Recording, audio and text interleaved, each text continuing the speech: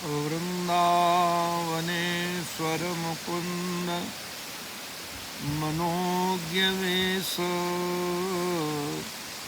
वंशी विभूषित कराम्बुज पद्मनेत्र विश्वेश केशव व्रजोत्सव भक्तिवस्य देवेश पाण्डवपते मम देहि दास्यम् कृष्णाय वासुदेवाय हरये परमात्मने प्रणतक्लेशनाशाय गोविन्दाय नमो नमः। काल की दृष्टि से देखा जाए तो द्वापर का समय,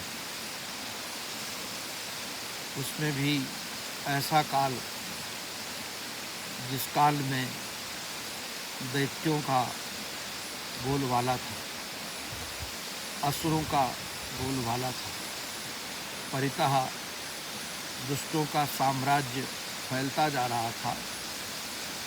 ऐसी परिस्थिति में जब राजा ही दुष्टता को धारण करके लोगों को दुख दे रहे थे, प्रजा यदि पापी होती है तो निश्चित रूप से उसका पुण्यात्मा बनना सहज है कि यदि राजा पुण्यात्मा हो, किंतु यदि राजा दुष्टात्मा बन जाए तो प्रजा का फिर सद आचरण होना बहुत कठिन हो जाता है।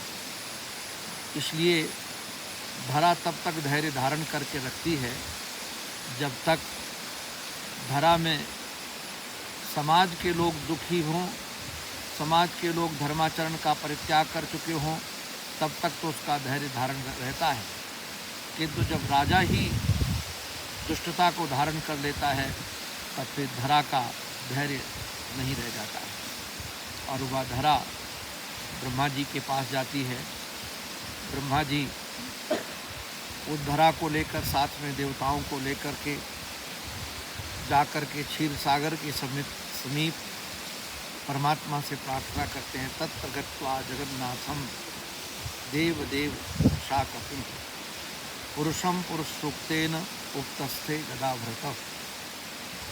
इस प्रकार से जब वह स्तुति करते हैं जाकर के पुरुषोक्त के माध्यम से, तो भगवान आश्वासन देते हैं कि धैर्य धारण करो, मैं प्रकट होगा।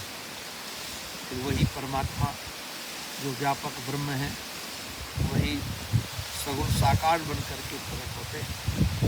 महाराज श्री एक बात बड़ी रसीली कहा करते थे कि समाज में जो बहुत अत्याचार, दुराचार, पापाचार फैल गए तो लोगों ने उनसे प्रश्न किया कि इतना पापाचार समाज में फैल रहा है, परमात्मा का अवतार क्यों नहीं हो रहा है।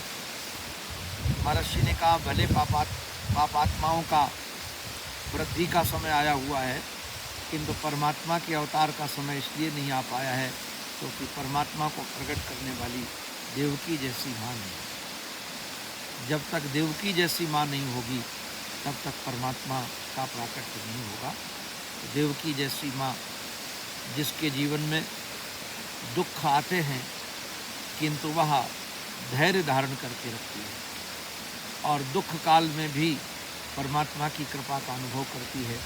जो दुख काल में भी परमात्मा की कृपा का अनुभव करता है, ध्यान रखना, उसी के जीवन में कृष्ण का अवतार बनता है।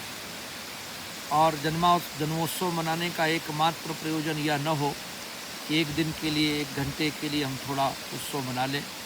सचमुच में जन्मोत्सव तो ऐसा उत्सव हो कि हमारे अंतःकरण में श्री कृष्ण का प्राकट्य हो, हमारी बुद्धि देवकी बने, हमारा मन वसुदेव बने। मन बने वसुदेव, बुद्धि बने देवकी, तो निश्चित रूप से कृष्ण का अवतरण होगा। कृष्ण माने थिरकता हुआ आनंद, कृष्ण माने उल्लसित आनंद, कृष्ण माने तरंगायित आनंद, कृष्ण माने प्रमोदित आनंद, जो हमारी हर क्रिया में अवतरित हो, हमारे बोलने में, हमारे चलने में, हमारे देखने में, हमारे सुनने में, हमारी प्रत्येक क्रिया में परमात्मा का अवतरण हो, यही सचमुच में जन्मोत्सव है। ऐसा जन्म महोत्सव आप सबके जीवन में प्रकट हो, आप सबके जीवन में कृष्ण का उल्लास, कृष्ण का प्रकाश, कृष्ण का प्रेम प्रकट हो, यही हम श्री कृष्ण जन्मोत्सव के समय आप सबको प्रार्थना करते हैं। आप सबके मनस में यह आनंद प्रकट हो और ये आनंद आप सबको प्राप्त हो, यही ईश्वर की प्रार्थना के साथ आप सबको कृष्ण जन्माष्टमी की बहुत बहुत बधाई। नारायण नारायण नारायण नारायण।